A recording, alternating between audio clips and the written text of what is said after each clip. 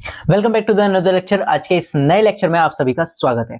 आज हम देखने वाले हैं कि भाई अवतल दर्पण का में प्रतिबिंब किस तरीके से बनते हैं। ठीक है, यानी अगर कोई भी वस्तु है हमारे पास, उसका प्रतिबिंब कहां पर बनेगा। ठीक है, ये सब देखने वाले हैं। अगर वस्तु बहुत ज्यादा दूर हो तो उसका प्रतिबिंब कहां बनता है, अगर वस्तु बहुत ज्यादा पास हो तो उसका प्रतिबिंब कहां पर बनता है, ये सब देखने वाले हैं।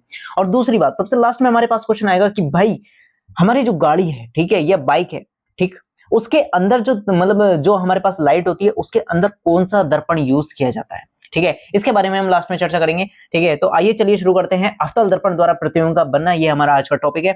तो फर्स्ट पॉइंट पढ़ते हैं। सबसे पहले पॉइंट में क्या आता है कि जब वस्तु क्या हो, बहुत ज्यादा दूर हो, जैसे कि हमारा सूरज बहुत ज्यादा दूर है, ठीक है, तो उसका प्रतिबिंब कहां पर बनता है। ठीक है, किस तरीके से बनता है। तो जब कोई भी वस्तु बहुत ज्यादा दूर होती है तो उस पर जो प्रकाश किरणें आती है वो मुख्य अक्ष से समांतर आती है। और हमें पता है कि भाई मुख्य अक्ष से समांतर आने वाली प्रकाश किरण कहां जाती है, मुख्य अक्ष से समांतर आने वाली प्रकाश किरण जाती है फोकस बिंदु पर होकर। ठीक है, तो यहां पर भी ये पैरेलल आई है, ये भी फोकस बिंदु पर होकर जाएगी। तो भाई ये क्या है, जब भी कोई प्रकाश किरण मुख्य अनंत से आती है तो वो क्या है, वहां पर फोकस बिंदु पर उसको केंद्रित कर देता है। ठीक है, फोकस बिंदु पर केंद्रित कर देता है, इसलिए इसे क्या कहते हैं, अभिसारी लेंस, अभिसारी दर्पण भी कहते हैं, अभिसारित करता है। ठीक है, कन्वर्जेंट भी कहते हैं। लेकिन हम अगर ध्यान से किसी अच्छे तरीके से समझना चाहें तो भाई जो कंडीशन बनती है वो कुछ इस तरीके की बनती है कि भाई हमारे पास कोई एक मुख्य अक्ष है, उस पर हमने एक दर्पण बनाया, जो कि हमने बनाया अवतल दर्पण, क्योंकि हम अवतल दर्पण के बारे में पढ़ रहे हैं। अवतल दर्पण के बाहरी भाग पर हम पेंट कर देते हैं। अगर हमें मिरर अच्छा बनाना हो तो कौन सा पेंट करेंगे, हम करेंगे सिल्वर का, ठीक है, चांदी का, क्योंकि चांदी क्या है, परावर्तन बहुत अच्छे तरीके से करता है। तो उसकी दूसरी सतह क्या होगी, हमारे पास चमकदार होगी, जो अंदर वाली दबी हुई सतह होती है। ठीक, अब मान लो वस्तु क्या है, बहुत ज्यादा दूर है, अनंत पर है। ठीक है, तो पहली जो किरण जाएगी वो जाएगी हमारी फोकस बिंदु से होकर। अब आपको पता है कि फोकस बिंदु से होकर जाने वाली किरण कहां पर से होकर क्या हो जाता है, मुख्य अक्ष के समांतर हो जाती है। ठीक है, हमें ये पता है। दूसरी किरण जो है वो जाएगी उसके कहां से होकर, ये जाएगी उसके वक्रता केंद्र से होकर, और वक्रता केंद्र से होकर जाने वाली प्रकाश किरण उसी दिशा में वापस चली जाती है। ठीक है, इतना हम पढ़ के आए थे। ठीक, अब ये क्या यहाँ पर एक दूसरे को काटते हैं, प्रतिबिंब वहां पर बनता है जब दोनों किरणें एक दूसरे को आपस में जहां पर काटती हैं, तो ये प्रतिबिंब को यहाँ काट रही है। अब आप ध्यान से देखेंगे कि भाई प्रतिबिंब का साइज जो है यहाँ पर क्या है, जो सॉरी वस्तु का आकार जो है बहुत ज्यादा बड़ा है, भाई बहुत ज्यादा दूर से दिखाई दे रही है, बहुत ज्यादा बड़ा है। लेकिन लेकिन लेकिन उसका जो प्रतिबिंब है वो कहां पर बन रहा है, फोकस बिंदु पर बन रहा है। दूसरा, प्रतिबिंब इसका उल्टा बन रहा है, इमेज जो है प्रिंसिपल एक्सिस के नीचे बन रही है, यानी उसका प्रतिबिंब उल्टा बन रहा है। ठीक है, उल्टा बन रहा है। दूसरा, अगर हमने कंपैरिजन कर रहे हैं ना, तो वस्तु से छोटा है ना, छोटा ही तो है, दिखने में लग रहा है ये छोटा है ये बड़ा है, ठीक है, तो वस्तु से छोटा है। दूसरा, रियल लाइन में ये रियल में ये एक दूसरे को काट रहे हैं, यानी वस्तु जो इमेज बनेगी, जो प्रतिबिंब बनेगा वो कैसा होगा, वास्तविक होगा। ठीक है, तो आप इस बात पर ध्यान रखेंगे, अगर कोई भी वस्तु क्या है, अनंत पर हो, यानी बहुत ज्यादा दूर हो, तो उसका प्रतिबिंब कहां पर बनता है, फोकस बिंदु पर बनता है। और बोले तो कैसा बनता है, वो उल्टा बनता है, छोटा बनता है और वास्तविक बनता है। दूसरी कंडीशन आ जाती है कि भाई अगर वस्तु थोड़ी सी पास आ जाए, हाय हाय थोड़ी सी पास, बस ज्यादा नहीं, थोड़ी सी पास, बस इतनी कंडीशन है कि वो वक्रता केंद्र से दूसरी तरफ रहे। ठीक है, वक्रता केंद्र से थोड़ी सी दूर रहे, ये कंडीशन हमारी रहेगी। ठीक, वक्रता केंद्र किसे कहते हैं, आधे बच्चों को यही नहीं पता, कोई बात नहीं, हम बैठे हैं, हम किस लिए बताएंगे। वक्रता केंद्र क्या होता है, वक्रता केंद्र क्या होता है, ये हमने जो मिरर बनाया ना, बढ़िया सुंदर सा किसका कलर करके, चांदी का कलर करके, ये किसी ना किसी खोखले गोले का भाग होगा। अब ये जो खोखला मिरर जो काट के बनाया हमने पेंट करके, तो ये जिस खोखले गोले का भाग होता है उसका केंद्र बिंदु क्या कहलाता है, उसका केंद्र बिंदु कहलाता है हमारे पास वक्रता केंद्र। ठीक है, वक्रता केंद्र को कहते हैं हम सेंटर ऑफ कर्वेचर। जब भी कोई प्रकाश किरण क्या हो, थोड़ा सा जब भी कोई ऑब्जेक्ट जो है वो थोड़ा सा वक्रता केंद्र से दूसरी थोड़ी सी दूर रखा हो, तो वो क्या है, जब प्रकाश तो एक जो हमारे पास किरण आएगी वो मुख्य अक्ष से समांतर आएगी, और मुख्य अक्ष से समांतर आने वाली प्रकाश किरण परावर्तन के पश्चात कहां से होकर जाती है, परावर्तन के पश्चात होकर जाती है कहां से, फोकस बिंदु से। दूसरी किरण जाती है इसके वक्रता केंद्र से। वक्रता केंद्र से जाने वाली प्रकाश किरण का हमें पता है कैसे होती है, जिस दिशा में गई है उसी दिशा में वापस आएगी। आपकी मम्मी कहती ना, जैसे बेटे बाहर निकल लिया ना, वैसी तो उल्टे पैर वापस लौट के आ जा, वही कंडीशन होती है वक्रता केंद्र से अगर कोई निकल के जाए तो वक्रता केंद्र समझ लो ये तुम्हारा दरवाजा है। ठीक है, कहाँ का दरवाजा है, ये तुम्हारे घर से बाहर जाने का दरवाजा है, मम्मी वरना धमकी दे देगी, शांति से पढ़ लो बैठ के। ठीक, तो वक्रता केंद्र जब भी कोई भी प्रकाश किरण जाएगी तो उसी दिशा में वापस हो जाती है। अब इन्होंने कट करा, तो इन्होंने कहां करा, वक्रता केंद्र और फोकस के बीच में कट करा एक दूसरे को। अब हम यहाँ पर ऑब्जर्व करते हैं कि भाई ये देखो, जो हमारी वस्तु है, जो ऑब्जेक्ट है वो बहुत बड़ा है, ठीक है, काफी बड़ा है, लेकिन जो हमारी इमेज बनी है वो छोटी है। ठीक है, अब ये प्रिंसिपल से मतलब प्रिंसिपल एक्सिस यानी मुख्य अक्ष से नीचे, मुख्य अक्ष से नीचे है तो भाई मुख्य अक्ष से नीचे का मतलब है कि वस्तु का प्रतिबिंब जो है वो उल्टा बना है। प्रतिबिंब कैसा बन रहा है? उल्टा बन रहा है, छोटा बन रहा है, ठीक है। और जो हमारी इमेज बनेगी, देखो रियल में क्रॉस कर रही हैं एक दूसरे को, लाइनें एक दूसरे को सच में क्रॉस कर रही हैं, तो इसका प्रतिबिंब कैसे बनेगा? वास्तविक बनेगा। वास्तविक का मतलब है कि ऐसा प्रतिबिंब जिसको पर्दे पर प्राप्त किया जा सके, ठीक है, उसको हम कहेंगे। तो दो कंडीशन हमें पता चल गई कि अगर वस्तु हमारी अनंत पर है तो उसका प्रतिबिंब कहां पर बनेगा? उसका प्रतिबिंब बनेगा फोकस पर। अगर वस्तु वक्रता केंद्र से थोड़ी सी दूरी पर है, थोड़ी सी दूरी पर, ठीक है, तो उसका प्रतिबिंब बनेगा वक्रता केंद्र और फोकस के बीच में। आप देख रहे हो जैसे जैसे वस्तु पास आ रही है वैसे वैसे जो है हमारा जो प्रतिबिंब है वो पीछे खिसकता जा रहा है मिरर से, और थोड़ा सा बड़ा भी होता जा रहा है, ठीक है। सेम कंडीशन होती है। अब आ जाते हैं हमारे तीसरी कंडीशन पे, जो कि है वक्रता केंद्र पर हो वस्तु तो क्या होगा? तो वक्रता केंद्र पर अगर कोई भी वस्तु है तो समझ लो कि भाई उसकी जेरोक्स कॉपी की जा रही है, ठीक है। अगर कोई भी जो वस्तु है अगर वो वक्रता केंद्र पर उपस्थित है तो एक प्रकाश किरण हमारी निकल गई, जो कि क्या है? फोकस बिंदु से होकर जाएगी। फोकस मतलब वक्रता केंद्र, अगर वक्रता केंद्र से मतलब यहां से जो मुख्य अक्ष के समांतर प्रकाश किरण जाती है तो वो परावर्तन के पश्चात कैसी हो जाती है? वो फोकस बिंदु से होकर जाती है। दूसरी प्रकाश किरण फोकस बिंदु से होकर गई, फोकस बिंदु से जाने वाली प्रकाश किरण मुख्य अक्ष के समांतर हो जाती है।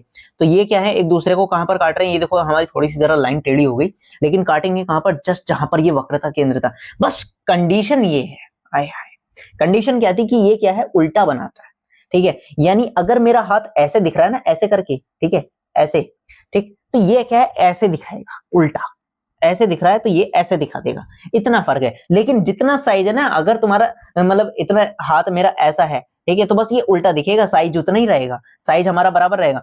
तो अगर तुमसे पूछ लिया जाए तो भाई ऐसी कंडीशन बता दो कि अवतल दर्पण के सामने मैं ना उसके बराबर ही जितना मैं हूं उतना ही दिखूं, ठीक है, बस उल्टा हो जाएगा। तो वो कंडीशन कौन सी है? वो कंडीशन होती है वक्रता केंद्र की। तो पहली कंडीशन पढ़ ली। पहली कंडीशन कौन सी? अगर अनंत पर है तो प्रतिबिंब कहां पर बनेगा? फोकस पर बनेगा। दूसरी कंडीशन पढ़ ली, अगर वक्रता केंद्र से थोड़ा सा ही दूरी पर है, थोड़ा सा, ठीक है, तो कहां पर बनेगा? सी और एफ के बीच में बनेगा, यानी वक्रता केंद्र और फोकस के बीच में बनेगा। कैसा बनेगा? उल्टा बनेगा, छोटा बनेगा और वास्तविक बनेगा, ठीक है। अगर वस्तु वक्रता केंद्र पर उपस्थित है तो कहां पर बनेगा? वस्तु अगर वक्रता केंद्र पर उपस्थित है तो समझ लो जेरोक्स कॉपी हो रही है, प्रिंटर में रख के छाप दिया, ठीक है। अगर वस्तु वक्रता केंद्र पर उपस्थित है तो समझ लो प्रिंटर में रख के छाप दिया कि उल्टी इमेज बनेगी, बस, ठीक है, उतना ही आकार रहेगा, उसी जगह बनेगी, बस ये है कि बस उल्टी होगी, ठीक है, वो वाली उल्टी नहीं, वाली उल्टी नहीं, बस मतलब ऐसे है तो ऐसे दिखाई देगा, ये कंडीशन है। फिर तीसरी पे चौथी कंडीशन पे आ जाए, ठीक है, फोर्थ कंडीशन, अगर वस्तु हमारी कहां पर हो? वक्रता केंद्र और फोकस के बीच में। वक्रता केंद्र हमारा ये रहा, ठीक है, वक्रता केंद्र हमारा ये रहा, फोकस हमारा ये रहा। अगर वस्तु इसके बीच में है तो प्रतिबिंब कहां पर बनेगा? देखो भाई, आप अगर ऑब्जर्व कर रहे होगे तो जैसे जैसे हम थोड़ा सा मिरर के पास आते जा रहे हैं वैसे वैसे क्या है? प्रतिबिंब बड़ा होता जा रहा है ना। जैसे देखो अनंत पे थे, थोड़ा सा बिल्कुल पॉइंट पर आ रही थी सारी की सारी किरणें, ठीक है, जब हम थोड़ा सा आगे बढ़े यानी वक्रता केंद्र के पास आए तो प्रतिबिंब थोड़ा सा बड़ा हो गया, ठीक है, लेकिन वस्तु से अभी भी छोटा है। तीसरी कंडीशन में है कि वक्रता केंद्र पर है तो वक्रता केंद्र पर कंडीशन क्या हो गई कि वस्तु का प्रतिबिंब बिल्कुल वस्तु के बराबर हो गया, यानी जितना मैं हूं उतना ही दिखूंगा, ठीक है, जेरोक्स कॉपी हो गई प्रिंटर से, ठीक। फिर आ जाती है फोर्थ कंडीशन। फोर्थ कंडीशन में क्या है कि भाई जो अगर वक्रता केंद्र और फोकस के बीच में हो तो क्या होगा? वक्रता केंद्र और फोकस के बीच में अगर कोई वस्तु रखी जाए तो पहला प्रतिबिंब, पहली लाइन जो जाएगी वो तो हमें पता है मुख्य अक्ष के समांतर, यानी हेड से होके जाती है, मुख्य अक्ष के समांतर जा रही है, और मुख्य अक्ष के समांतर जाने वाली प्रकाश किरण कहां से होके जाती है? फोकस बिंदु से होकर जाती है। दूसरी किरण जाएगी भाई, बिल्कुल ऐसा लगेगा कि हमारी वक्रता केंद्र से आ रही है, तो वक्रता केंद्र से यानी 90 डिग्री एंगल पर जाएगी, यानी उसी दिशा में वापस हो जाएगी। तो कहीं ये थोड़ा सा वक्रता केंद्र से दूर काट पड़ेगा, यानी जैसे जैसे हम वक्रता केंद्र से आगे बढ़ेंगे वैसे वैसे हमारा प्रतिबिंब क्या है? बड़ा होता जाएगा, ठीक है। तो यहां पर ये प्रतिबिंब देखो, बस कंडीशन ये कि उल्टा बनेगा, ठीक है। वस्तु से, ये वस्तु है, वस्तु छोटी सी थी, इतनी सी थी, लेकिन प्रतिबिंब बड़ा बना, ठीक है। तो यानी आप समझ लो कि आप जितने अपनों के करीब रहोगे, ठीक है, ये मिरर क्या है? हमारा अपना है, जितना हम अपने के करीब रहेंगे उतना क्या है? उतनी बड़ी उपाधि तक पहुंचेंगे, ठीक है। तो भाई जैसे जैसे ये मिरर अपने मतलब अपने दर्पण के, वो मिरर कह रहा हूं, वस्तु जो है दर्पण के पास जाती जा रही है वैसे वैसे इसका प्रतिबिंब बढ़ता जा रहा है, ठीक है, बढ़ता जा रहा है। यानी इसमें क्या है? देखो आप कंडीशन ही देख लो कि वस्तु को इतनी छोटी सी है, प्रतिबिंब इतना बड़ा बन रहा है, बस शर्त ये है, एक गलती है कि उल्टा बन रहा है, दिमाग में उल्टा काम चल रहा है, ठीक है। तो मतलब प्रतिबिंब उल्टा बनेगा। तो 4 कंडीशन पढ़ चुके हैं। पहला, अगर वस्तु अनंत पर हो तो कहां पर बनेगा? फोकस पर बनेगा। दूसरा कंडीशन कि अगर वस्तु वक्रता केंद्र से थोड़ी सी दूरी पर हो तो कहां पर प्रतिबिंब बनता है? तो बनता है सी और एफ के बीच में, यानी वक्रता केंद्र और फोकस के बीच में। बोले तो कैसा बनेगा? छोटा बनेगा, वास्तविक बनेगा और उल्टा बनेगा। थर्ड कंडीशन में हमने पढ़ा कि अगर वस्तु वक्रता केंद्र पर है तो भाई बिल्कुल जेरोक्स कॉपी हो जाएगी, ठीक है, जेरोक्स कॉपी हो जाएगी और बिल्कुल ऐसा समय, बस शर्त ये हो जाएगी उल्टा बनेगा। वास्तविक बनेगा, वस्तु के बराबर बनेगा, वक्रता केंद्र पर बनेगा, बस उल्टा बनेगा भाई, दिमाग उल्टा हो जाता है उसका। फोर्थ कंडीशन में कि अगर वस्तु जो है वक्रता केंद्र और फोकस के बीच में हो, फोकस के बीच में, तो भाई उसका प्रतिबिंब बनता है वक्रता केंद्र से थोड़ा सा दूर, ठीक है, थोड़ा सा डिस्टेंस पर, ठीक है। तो भाई बस ये है कि शर्त वस्तु का आकार जो है बड़ा, वो प्रतिबिंब का आकार जो हो जाएगा वो बड़ा हो जाएगा, वस्तु का प्रतिबिंब भी उल्टा बनेगा। अब अगर वस्तु फोकस पर हो जाए, ठीक है, वस्तु अगर हमारी फोकस पर रखी जाए तो एक वही ये प्रतिबिंब, मतलब पहली हमारी हेड से निकली किरण, हेड से निकली तो भाई हेड से निकलने के बाद वो क्या हो जाती है? मुख्य अक्ष के समांतर हो जाती है। अगर प्रिंसिपल एक्सिस यानी मुख्य अक्ष के समांतर कोई भी प्रकाश किरण जाती है तो वो क्या हो जाती है? फोकस बिंदु से होकर जाती है। दूसरी बात, ये एक जाएगी हमारी, ऐसा लगेगा वक्रता केंद्र से जा रही है, ठीक है, तो वो क्या है? वक्रता केंद्र से जाने वाली प्रकाश किरण उसी दिशा में वापस हो जाती है, ठीक है, ये कंडीशन होती है। तो ये रेखाएं भाई बहुत दूर जाके मिलेगी, कहीं इनफिनाइट, कहीं ऐसा जैसे सूरज से भी दूर जाके मिलेगी। इसलिए अगर हम किसी भी वस्तु के फोकस पर कोई भी वस्तु रखते हैं तो उसका प्रतिबिंब क्या है? बहुत दूर बनता है, मतलब ऐसा, मतलब दूर क्या, मतलब बहुत छोटा कह देंगे, छोटा भी नहीं कहेंगे, कि भाई दिखाई नहीं देता है, ठीक है, धुंध सी हो जाती है अगर हम उसके फोकस पर रख दें, ठीक है। अब हम इसी कंडीशन पे बताएंगे कि भाई जो लाइट के अंदर हम मतलब लाइट कह रहा हूँ, कार के अंदर जो लाइट होती है उसमें अवतल दर्पण ही क्यों यूज किया जाता है? हमारे घर के अंदर जो टॉर्च लाइट है, टॉर्च लाइट थोड़ा सा तेज हो गई, हमारे घर के अंदर जो टॉर्च लाइट है उसके अंदर ये अवतल दर्पण क्यों यूज किया जाता है? क्यों? क्योंकि अगर मैंने लाइट को इसके फोकस के ऊपर, मतलब फोकस पर रख दिया ना, अगर मैंने इसके लाइट को फोकस पर रख दिया तो फोकस पर हमें पता चल रहा है, फोकस पर अगर रख दिया तो वो कहां जाएगी? बिल्कुल अनंत पर जाएगी, दूर तक जाएगी। तो अगर मुझे लाइट को मैक्सिमम इंटेंस, मतलब मैक्सिमम लेंथ तक पहुंचाना है, मैक्सिमम दूरी तक लेके जाना है, तो भाई समझ लो उसके फोकस पर मुझे रखना पड़ेगा। और किसके? अवतल दर्पण के। ये कंडीशन केवल अवतल दर्पण में है, ठीक है। तो इसलिए, ठीक है, गाड़ी के अंदर अवतल दर्पण का यूज किया जाता है एज ए हेडलाइट, ठीक है, टॉर्च के अंदर अवतल दर्पण का यूज किया जाता है। यही कंडीशन है। लास्ट कंडीशन आ जाती है कि भाई हमारे पास जो अगर वस्तु का, मतलब वस्तु जो है वो फोकस से भी और ज्यादा पास आ जाए, यानी ये मिरर है यहां पर रख दे तो क्या होगा? आइए देखते हैं, और भी इंटरेस्टिंग है ये, तो और भी ज्यादा अच्छा है, ठीक है। जो आप नाई के पास देख रहे हो ना, वो यही कंडीशन होती है कि भाई नाई आपके सिर पे ऐसे ला के दिखाएगा, देखो भाई कैसा लग रहा हूँ, बढ़िया लग रहा हूँ ना, ठीक है, बिल्कुल पास में लाके दिखाएगा। तो वो कंडीशन यही तो है। बात क्या है, ये जो मिरर है, यहाँ पर जब वस्तु फोकस और पोल के बीच में, पोल होता है ध्रुव, यानी जो हमारा दर्पण है उसका केंद्रीय भाग, ठीक है, तो जब वस्तु फोकस और ध्रुव के बीच में रखी जाती है तो भाई उसका आभासी प्रतिबिंब बनता है। एक तो हमारे पास यहां से किरण जाएगी, अब यहां से किरण जाएगी तो भाई ऐसा लगे, मतलब जिस कोण पर आई है, जिस कोण पर ध्रुव पर आई है, उसी कोण पर ध्रुव से निकल जाएगी इधर की साइड। ऐसा लगेगा कि भाई ये कहां से आ रही है? इधर से आ रही है, ठीक है, दर्पण के दूसरी ओर आ रही है। दूसरी किरण जो है वो जाएगी मतलब वक्रता केंद्र से होती हुई अति प्रतीत होगी, ये भी ऐसा लगेगा इधर की साइड से आई है। तो प्रतिबिंब जो बनेगा वो बनेगा दर्पण की दूसरी साइड, राइट साइड। अब ये ऐसा प्रतीत हो रहा है कि प्रतिबिंब बनेगा, बड़ा प्रतिबिंब बनेगा, सीधा बनेगा, ऊपर बन रहा है तो सीधा बनेगा, ठीक है। तो बात क्या है, ये दर्पण के अगर हम बिल्कुल पास में लेके जाते हैं तो दर्पण पर क्या है? बड़ा प्रतिबिंब बनता है, ठीक है, बहुत ज्यादा बड़ा प्रतिबिंब बनता है, सीधा बनता है। अगर ये प्रिंसिपल एक्सिस, मुख्य अक्ष के ऊपर प्रतिबिंब बन रहा है तो ये क्या है? बिल्कुल सीधा बनेगा। यही कंडीशन होती है कि जब आपका जो नाई है वो बिल्कुल आपके मुंह पर क्या है? कांच ले आए, वो कांच कह रहा हूँ, शीशा ले आए, ठीक है, तो वो यही कंडीशन होती है। अगर उसे दाढ़ी का एक एक बाल देखना है, उसको दाढ़ी को बारीक से देखना है, बाल को बारीक से देखना है, तो वो कॉनकेव मिरर का यूज करेगा, अवतल दर्पण का यूज करेगा। और अवतल दर्पण की भी कौन सी कंडीशन का? छठी कंडीशन का, जिसमें क्या है? वो फोकस और ध्रुव के बीच में आपको रखेगा, यानी बिल्कुल ऐसे कौन से सटा के रखेगा। जो आपका डेंटिस्ट होता है वो भी इसी चीज का उपयोग करता है। डेंटिस्ट भी तो मतलब बिल्कुल ऐसे मुंह के अंदर छोटा सा शीशा होता है ना, उसमें क्या है, उसमें देखता है कि भाई क्या है, दांत के अंदर क्या चल रहा है, ठीक है, कौन सी गुफ्तगू चल रही है, वो वाली बात देखेगा। तो वो भी, उसके अंदर भी क्या है? अवतल दर्पण होता है। अवतल दर्पण के अंदर ये क्वालिटी है कि वो क्या है? छोटी चीजों को बड़ा दिखा देता है, जैसे कि ये वाली कंडीशन में, छठी में कंडीशन ये है कि बस जो हमारे पास वस्तु है वो कहां पर रखी होनी चाहिए? फोकस और ध्रुव के बीच में। पहली कंडीशन ये थी कि अगर वस्तु अनंत पर है तो प्रतिबिंब कहां बन रहा है?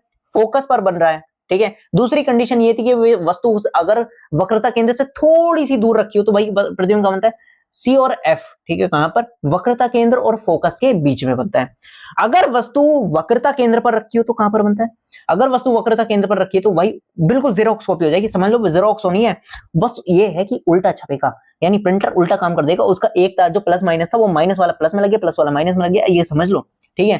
तो बात क्या है, वक्रता केंद्र पर जो वस्तु रखी जाती है बस उसका उल्टा प्रतिबिंब बनेगा, उसी वक्रता केंद्र पर बनेगा और उतनी ही आकार का बनेगा।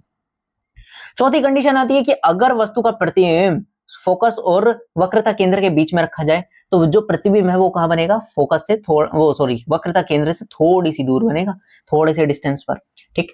अब पांचवी कंडीशन आ जाती है कि भाई अगर वस्तु फोकस पर रखी हो, जो कि हमारी लाइट वाली सिचुएशन थी, ठीक है, जिसमें हमने लाइट वाली सिचुएशन समझी थी कि भाई अगर जो हमारे पास गाड़ी की हेडलाइट होती है ना, उसमें अगर वस्तु की जो हमारी लाइट है वो फोकस पर आ जाए अवतल दर्पण की, तो उसकी लाइट जो है बहुत दूर तक जाएगी, ठीक है, बहुत ज्यादा दूर तक जाएगी। यही रीजन था कि भाई अवतल दर्पण का यूज किया जाता है लाइटों के लिए, जिससे क्या है बहुत दूर तक लाइट जाए, क्योंकि ये कंडीशन बनती है कि अगर कोई भी वस्तु अवतल दर्पण के फोकस पर रखी जाए तो उसका प्रतिबिंब कहां बनता है, अनंत पर बनता है, अनंत यानी बहुत दूर, पता नहीं कब कहां बनेगा, ठीक है। लास्ट वाली कंडीशन ये थी, अगर मुझे अपना अवतल दर्पण में बड़ा प्रतिबिंब देखना है तो फोकस और ध्रुव के बीच में पहुंच जाना है, जो कि हमारा बार्बर यूज करता है, यानी नाई यूज करता है, डेंटिस्ट यूज करता है। क्यों, क्योंकि उसमें क्या है, एक एक चीज को बारीक देखा जा सकता है, ठीक है। तो यहां पर हमारे यूज होते हैं, यूज कह रहा हूं, यहां पर ये कंडीशन खत्म होती है। ये 6 कंडीशन थी हमारी अवतल दर्पण के प्रतिबिंब बनने की। तो इसमें हमने 2 कंडीशनों को देखा कि भाई हमारे गाड़ी के अंदर जो हमारी गाड़ी है, गाड़ी के अंदर जो लाइट है उसके अंदर अवतल दर्पण का यूज क्यों किया जाता है, उसके अंदर अवतल दर्पण का यूज इसलिए किया जाता है कि अगर कोई भी चीज अगर हम उसके अवतल दर्पण के फोकस पर रखते हैं तो उसका प्रतिबिंब बनता है अनंत पर। अब हमने लाइट रखी है तो लाइट अगर फोकस पर रख दी तो भाई उसकी लाइट जो है बिल्कुल बहुत दूर तक जाएगी, जो मैक्सिमम इंटेंसिटी हो सकती है लाइट की इतनी दूर जाएगी, ठीक है। तो ये रीजन था कि भाई हम क्या है, लाइट को कहते हैं जो हमारी गाड़ी है उसके अंदर हम अवतल दर्पण का यूज करते हैं। अब हमारे जो नाई हैं, ठीक है, या फिर हमारा कहते हैं डेंटिस्ट है, वो ये सब अवतल दर्पण का यूज क्यों करते हैं, वो जो छोटा सा दिखाई भी देता है, डेंटिस्ट के पास बहुत छोटा सा शीशा होता है ना, तो उसका यूज क्यों करते हैं, अगर हमारे पास अगर हम वस्तु को फोकस और ध्रुव के बीच में रख दें तो उसका प्रतिबिंब बड़ा बनाता है, सीधा बनाता है, बड़ा बनाता है। तो यही रीजन है कि भाई हम क्या है, अवतल दर्पण का यूज करते हैं। नाई जो है अवतल दर्पण का यूज करता है एज अ शेविंग मिरर, ठीक है। जो हमारा डेंटिस्ट है वो हमारे कहते हैं दांतों को चेक करने के लिए भी अवतल दर्पण का यूज करता है, जिससे कि वो क्या है, उसका बड़ा प्रतिबिंब देख सके, ठीक है। तो आज के लेक्चर में इतना ही। नेक्स्ट लेक्चर में हम समझेंगे क्या, नेक्स्ट लेक्चर में समझेंगे उत्तल दर्पण के द्वारा प्रतिबिंब का बनना, वो क्या क्या कंडीशन अप्लाई करते हैं, ठीक है, इन सब चीजों के बारे में सीखेंगे, ठीक। और हमने एक बात और पढ़ी कि अवतल दर्पण को हम क्या कह सकते हैं, अभिसारी दर्पण भी कह सकते हैं, क्या कह सकते हैं, अभिसारी दर्पण भी कह सकते हैं, ठीक। तो आज के लेक्चर में इतना ही। अगर लेक्चर अच्छा लगा हो तो भाई लाइक करें, सब्सक्राइब करें। Tata bye bye, see you, फिर मिलेंगे नेक्स्ट वीडियो में विद ए न्यू एक्साइटमेंट, ठीक है, बाय बाय, सी यू।